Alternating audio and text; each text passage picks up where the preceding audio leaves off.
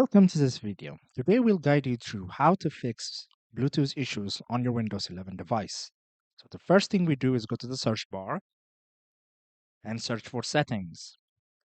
Click on settings.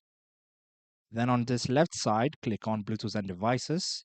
Then we make sure that Bluetooth is turned on by clicking here. Then we can click add device.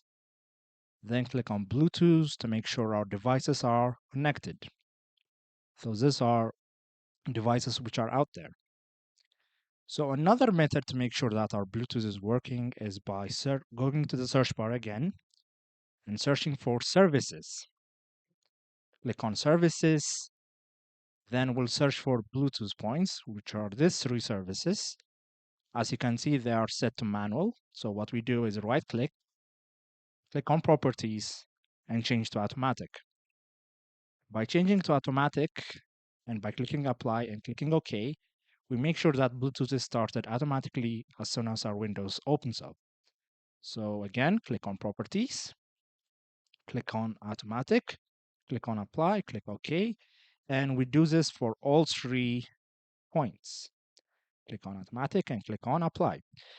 So another method that we can try is using troubleshoot. So what we do is go to the search bar and type in troubleshoot. Here it is. We click on troubleshoot. Then we go to other troubleshooters. Then what we do is click run on the Bluetooth setting. So Windows will try to diagnose and fix any issues. So we say yes, and we will continue. So Windows will try to diagnose any issues in relation to Bluetooth and try to find any issues and we'll try to fix it.